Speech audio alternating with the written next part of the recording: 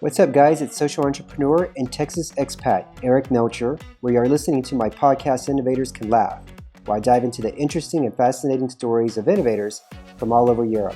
When most companies think of improving their work culture, they don't really look at their engineering team for ideas. However, Ukrainian software engineer Andrii Bohatyr is the exception. Andrii is one of Ukrainia's exceptional engineers who has not only helped the software development company Morebis reach new heights, but has helped make it one of the best places to work. Without further ado, let's jump into the conversation talking about my fancy podcast studio setup. I'm good, man. I'm good. I'm trying to put some pillows around my laptop here. So yes, really cool construction, I would say. This is not that bad. There's a lady on this Facebook group, like it's a podcast Facebook group, and she showed a video and she's got like mattresses around her desk and like these big sheets and these pillows everywhere. So this is nothing compared to what this lady does.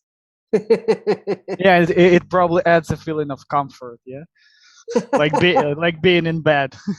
Yeah, I think she goes back to when she was like a little kid and she was like in the tent with some friends telling secrets. I think that's what it maybe replicates, that feeling and everything. Yeah, we're actually doing this kind of thing with my son really often. Okay, like, I thought you were going to say with your colleagues at work.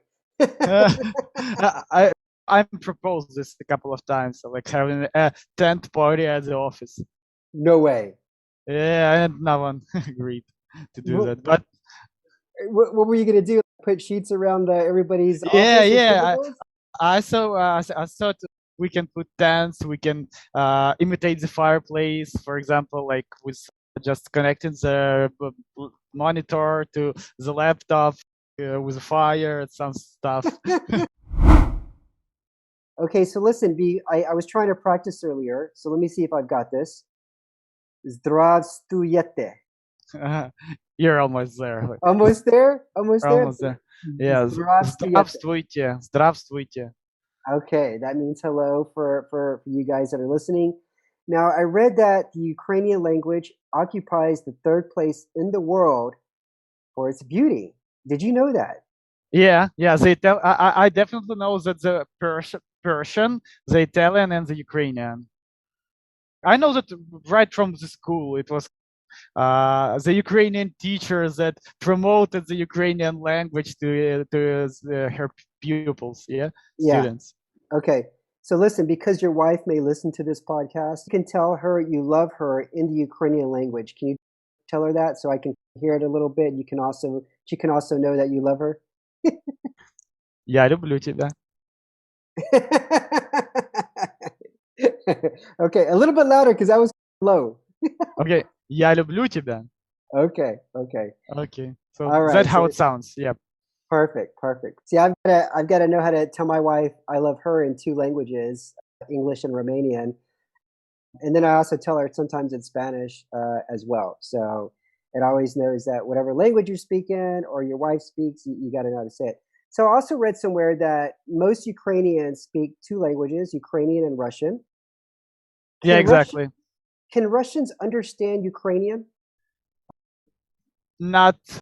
I don't think so. So it's barely understandable. It's like Polish to Russian the same way. So like Belarusian to Russian, they can understand half of the words approximately. Okay. So the sense that makes sense. The sentence makes sense to them most of the times, but still they can't understand some words, and there are even kind of jokes in regards to strange Ukrainian or Russian words. Okay, so you can understand them when they're speaking, but they can't understand you guys. Yeah, most of the times. That's pretty cool. Okay, so I read somewhere that there is a Ukrainian dish. It's popular all over the world, and it's called borscht. Yeah, that's true. True. Okay. Yeah, we're working with one guy. I think he's Mexican, or at least Southern America one, and he often attends a Ukrainian restaurant in US. Yeah, he always tells it. I was at Ukrainian restaurant. I ate borscht. It was so tasty. Okay, now is there pork in the soup? Is there a lot of pork? Yeah, I think it's ribs. It should be Okay. ribs. Yeah, but you can often even see the chicken borscht out from the chicken. So Yeah. it's not a must, but it's preferred, like classic recipe.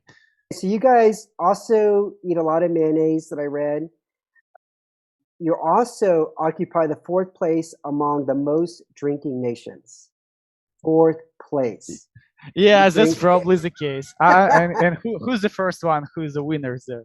The top ones, you got the Czechs, Russians, and Hungarians. Oh, interesting. I saw that like Great Britain or Ireland will also be in top three. They may be the Irish top three guys. for beer, but this is like Oh, liquor, I think. Yeah. got it, got it, got it. Yeah, I would believe it.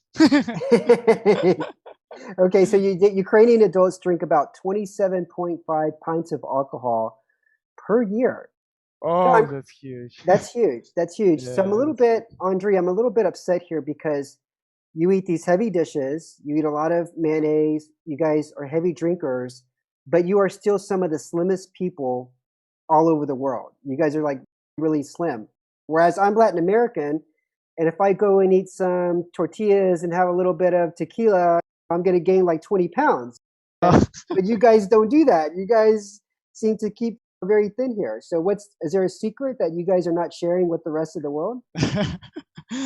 I don't think so. I think that may sound funny, but we're often going to village houses. Everyone has grandmas or grandfathers at the village, and we're planting potatoes every Okay. year, planting and gathering the potatoes. So it requires a lot of effort. So working in a village house is a huge physical exercise. So another question for you here. I also read that Ukraine can boast having the longest musical instrument in the world. It's called the trembita.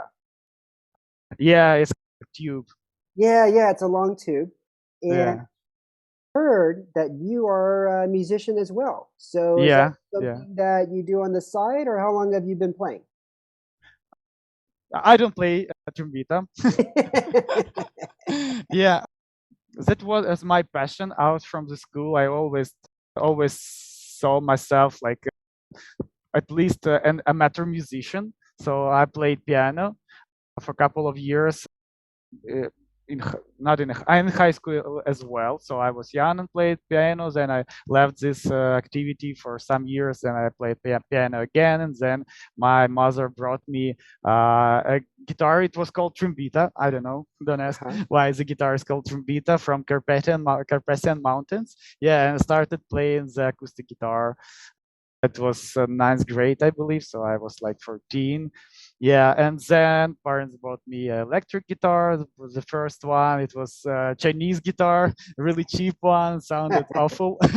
Yeah, and I always had to tune it a lot. So like you're playing 5 minutes and then you tune the guitar once again. So it was a pain playing. And then I started working and bought myself a real guitar.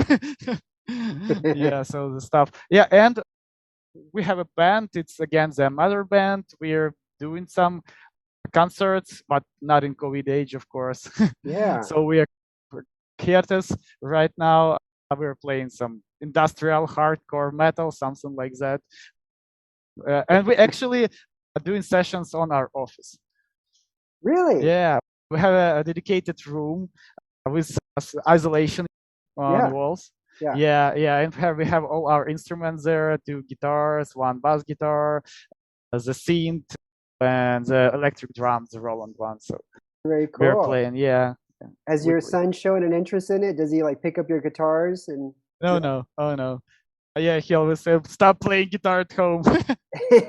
He hates it.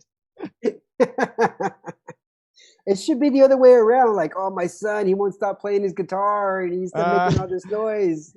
yeah, I heard a lot of like occasions when children are playing the guitar from the early age, but it's not the case. Yeah. Oh, okay. So speaking of the office, you work for Morebis, which is like this full service provider for software development, big data, business analytics, IT consulting, cloud computing, and you specialize. There's over 150 certified developers and engineers across different technologies. What has that been like during COVID? How have you guys been able to work and collaborate? Any big changes since before COVID and after? Yes, there are some. It was hard at the very start because when COVID started, everyone was afraid. A lot of businesses were in panic, like they were started cutting budgets for projects, and everyone was afraid for their future. It's complete uncertainty with the COVID at the very start.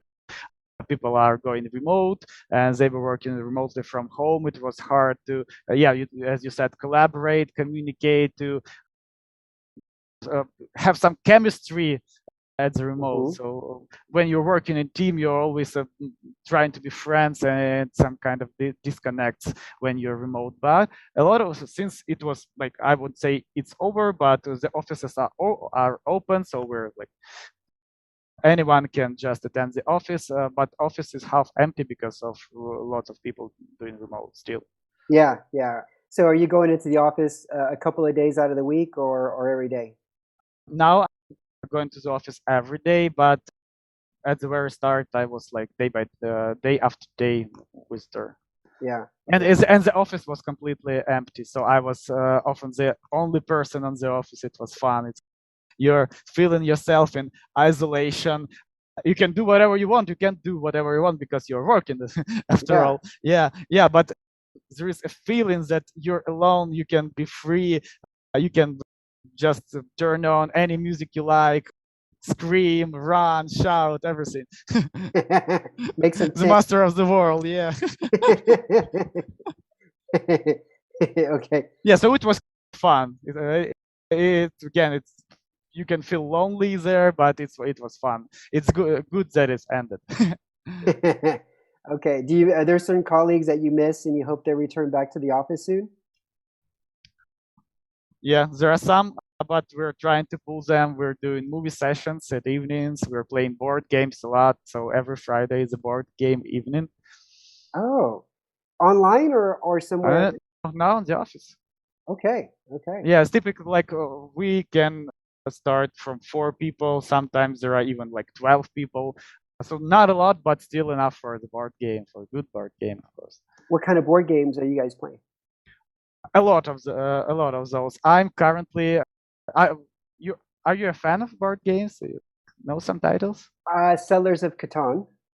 Okay, I know that. Okay. Monopoly, of course. Hmm. I'm the king of Connect Four. I don't think I know the game. Okay, so I have an impression. Yeah. So different kinds of games. The ones that I'm preparing to is being a game master. There's a universe that is called Tales from the Loop. It's a fantastic, like high-tech setting in 80s. Oh, okay. Okay. Yeah. So the robots. Have you seen Stranger Things TV Yeah. series? Yeah. Yeah. That's Yeah. a So great. it's really like the Stranger Things. Children completely disconnected from their parents, everyone with their troubles, and it's the Dungeons and Dragons stuff. Yep. Yeah, where there is a GM who goes on with the story, who tells everyone what they are currently experiencing. So it's the same, but you're not rolling dice a lot. So it's Okay. more about communication. You should play as a kid, one of the kids, with their own problems, decide what they do, speak with their parents, something like a mix of communication and Dungeon and Dragon game. So it's really cool. And as there are scenarios with a mystery, so I'm preparing to be a GM and reading the rules actually. And we often play in the Lovecraftian setting, the Govert Lovecraft, Uh-huh. Cthulhu mythos. Yeah, so you're aware of that. Yeah, and there are a lot of games like Arkham Horror, which is a classic board game with a role-playing settings. It's really cool. It's really atmospheric. The ambience is just the vibe. Everything is just great. It's a horror game. You're reading like someone suffers from. He was sucked as a portal with monsters and something like that. Okay. Is it mostly just the engineers that are into the board games, or is this everybody in the company?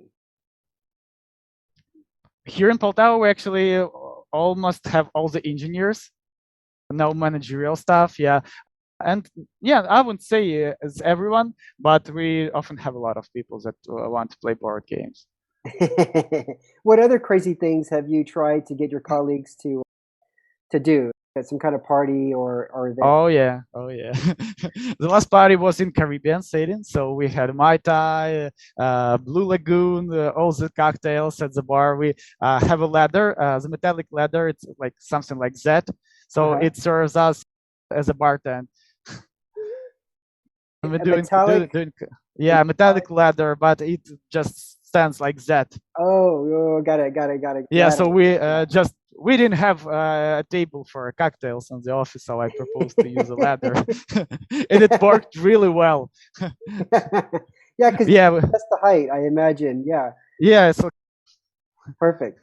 Yeah. yeah, yeah. Who Okay, made and who made the Mai Tais? Who is the bartender? there were a lot of bartenders, but the main problem was some ingredients were off like after 10 cocktails, so they started mixing their own things. Yeah. And then in the end it was rum and vodka and a bit of apple juice, and everyone was just completely off, just wasted. Was this on a But it Monday was fun. morning? Oh no, that was I think the Friday evening. Yeah, it was company's anniversary. I Oh, believe. okay. Yeah, so it was a crazy scene in the office. We did quest in the office, really small one, and at a New Year party, not this year's party, but last year's party. But it was again really interesting. We have a VR here. I see it right now. The Oculus Quest 2, the new one. A BR? VR, virtual reality. Oh, Yeah, the helmet. yeah. You guys seem like this is a really fun place to work. Yeah, yeah, it's true. It's true. We're always improving our office, trying to do some atmosphere. We bought plants. We have aroma diffuser. Yeah. Yeah, for different oils here, so it's cool. Yeah, it's forget the free snacks and the couches and the outdoor patio. And let's get the Mai Tais going, the virtual reality going. Yeah, yeah, the music at the office. So it's a really good place to work. Everyone's friendly. Everyone does their jobs. That's a really important thing, because if everyone just hangs out, who's Yeah. gonna work? Yeah, but since everyone is doing their jobs, they're doing it great, so everyone can chill a bit during the day. There's no Okay, problem okay. with that. All right. So, question for you. Okay, who would you rather have dinner with, Vladimir Klitschko or Mila Kunis? I don't like those. I don't know. Okay, let it be Mila Kunis, because Klitschko lives here while she's not. So it would be interesting to compare the U.S. life with to understand more about her parents. Okay, okay. Yes, she's from Ukraine, I believe. Like Yeah, the yeah, parents yeah. from. Yeah, so that's why it will be more interesting. Okay, back to Morebis. How did you know you wanted to be an engineer? I have a cool story about that actually. It's Okay, one tell me. of my must favorite story. I was in 8th grade.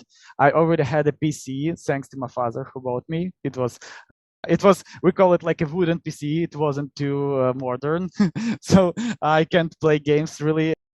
At least the modern ones, like 3D. There was no 3D accelerator. It was, I think, the year 2000, and I just had a lot of with some random stuff, with like the games and the movies and the music. There were a lot of different software, and since I was bored at home and I hated all the games, like I've already completed them, so I hated to play them once again.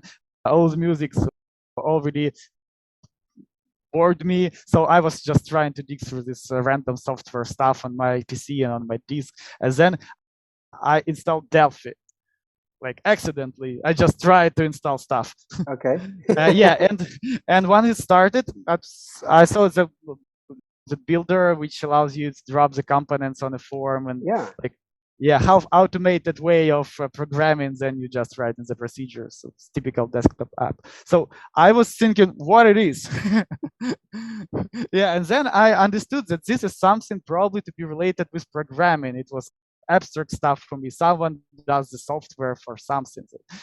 So that was my understanding at that moment. And I started to just dig into it, to try and random stuff. I placed a button on a form, and then double click the button. I was at the screen where you should be writing code. I started to I said like form one dot color equals green, and I clicked the button and it became green. I was like, I can do everything. I'm almost a god. I'm almost a programmer. And I shared with my friend. He told me I'm learning Delphi right now as well, and he showed me how to switch to form with two different colors, like green, blue when the button is clicked. I was this completely blew me away. And since that moment, I wanted to be an engineer, programmer. Okay, so how did you meet your wife? Did you guys meet in school, or she came to a concert and you were playing and she said, I love him, I like his music? I wasn't as popular, to be honest, but it's another cool story. There's a day of cool stories today.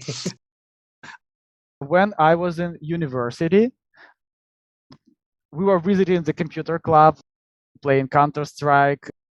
It was 2006 year, and so we were just getting some fun in computer club, playing Counter-Strike or Lineage or Defense of the Ancients. And someday 5 girls entered the room with a computer club. Say like it was a huge interest from everyone. These guys with red eyes who are playing days long. And then 5 girls are getting into the computer club, and every girl just sit and played Lineage. Yeah, so one of those girls was my wife. That reminds me, there was this little bar, and it had these ping pong tables. It had 2 ping pong tables, and it was like a little bar. It was in downtown Houston. And every Monday night, not every Monday night, but sometimes I would meet a friend there, and we would have some beers and play ping pong. And one Monday I went, and it's generally empty. There's not a lot of people there. And I remember walking inside, and there was probably like 30 or 40 girls, all dressed up really nice. And this is a Monday night. They got their makeup, they got their hair done, they're wearing like these dresses. They look like they're all going out to the club. And I looked at my friend, and it was really strange because there was only like 4 guys in the whole place. Me, him, the waiter, and maybe the cook. And I'm like, what the hell's going on? We're just like looking at each other because we can't figure it out.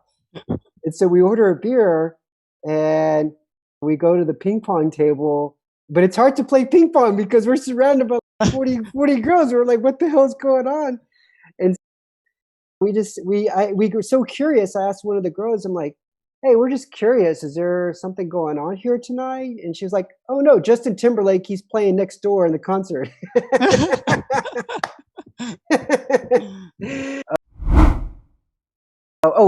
Last request. Send me a few $1,000s hryvnia, because I heard the national currency is the most beautiful currency in the world. And so I want to see that for myself.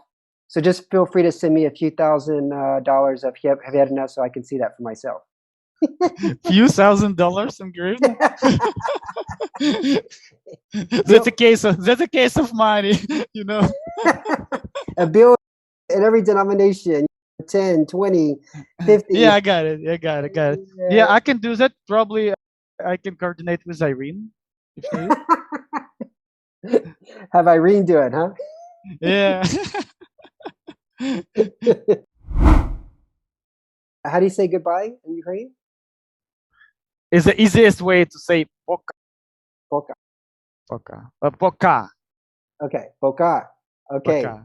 Poka. All right, Andrii, pleasure chatting with you. Yeah, same. Poka. Goodbye. See ya. See you later. Bye.